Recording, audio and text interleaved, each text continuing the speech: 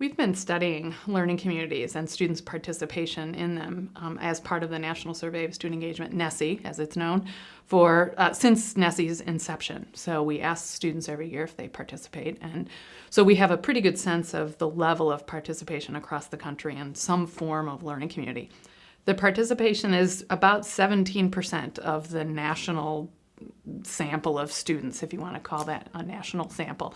And that's terrific. So we know a little bit about the percent of students that do it, and we know a little bit about the quality of their experience. But it's really important to focus attention on what do we know about the quality of those experiences. So for me, NSSE is only an indicator. It's a start. That data can at least raise some questions about, is this a practice that is present within the national scope of educational practice? And then, okay, if you know it's happening on your own campus, can you look at those students' experience and see if the students who are in learning communities are differently engaged than those who are not in their first year? So NSSE data could be used both at a national level and then, of course, at an institutional level to really try and better understand what are the qualities of that student's experience in a learning community. So what are high priorities for the things I think we should research, and understand that I am giving you this from the perspective of my position as a vice chancellor for students. So as a senior administrator, I want to know the value added. So when I talk with my president, with my provost, with my CFO, I want to be able to demonstrate that this huge investment of dollars is resulting in positive outcomes, whether those positive outcomes are enhanced student engagement, increased retention, more positive evaluations of faculty teaching, whatever those things might be. That's number one on my list. I think number two is, I certainly, because I am a student affairs person, I want to know the impact on students. Does this really change the way in which a student approaches learning? Does it change the confidence that a student might bring to the faculty-student interaction? Does it impact student leadership skills? Does it impact how a student feels about their institutional experience? So those would probably be my top two. Looking at how is a residential learning community experience different from a traditional live in the residence hall, go to class experience, I think needs to be further explored, and trying to figure out what is working well. Why does that seem to work? How does that then contribute to the success of these residential learning communities? I think that's a really important component.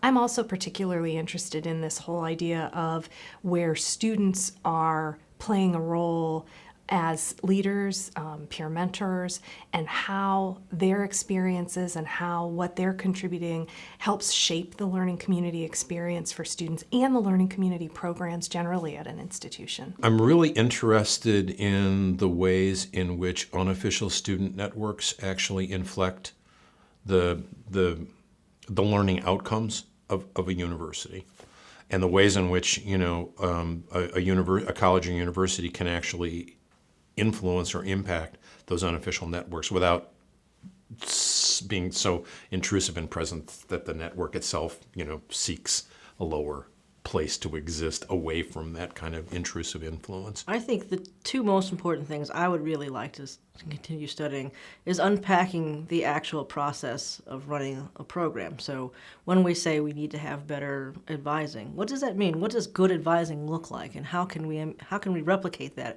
in other settings that aren't context specific? So I think better unpacking the specific activities and components of the living learning programs are critical. And then the second piece is actually how we study learning. I really liked that conversation about, it's not just what's the sum total of what you get out of this program at the end, sort of, what are my parting gifts, but instead, how is learning unfolding slowly and developmentally and longitudinally as students grow and learn through the program? I think that's a really important question that's particularly hard to do. I think that's probably why nobody's done it before, but it needs to be done. So those are the two areas I'm the most excited about pursuing myself. I think the tricky piece that we still need to solve in terms of the learning community environment is the implementation. And we know a lot about good practice in learning communities, but learning more about how that good practice is actually implemented in ways that enable the outcomes that we're looking for.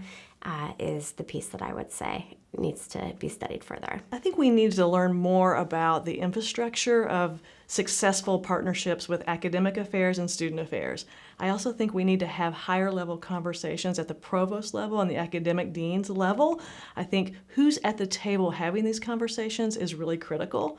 And again, I think we need to figure out how to sustain these efforts and how are they part of an institutional mission and how do they align with what we're trying to do with engaging students in their lives around meaning and purpose to help them be successful in college and beyond. I'm also ultimately really interested in, so how do these sorts of environments, do they, and if so, how do they change and alter the nature of the student-professor relationship?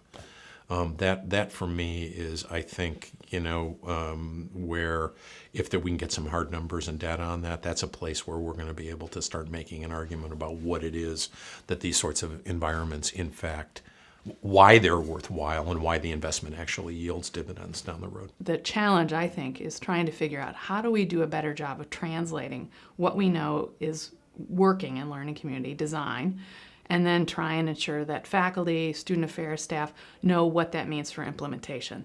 So, for example, I think a lot of faculty will be teaching in a learning community and they don't fully leverage the benefits of community because they don't really understand. Students get a sense of belonging. How do I leverage that in my teaching in this class? So figuring out what does it mean in terms of implementation. And likewise, I think student affairs staff who are involved in residential communities often don't emphasize the learning that needs to go on. So how do we help them be more effective at leveraging the learning and the way that they can work with their academic affairs partners in the integration element? So how do we bring both of these sides together and make it a more integrative learning experience for students?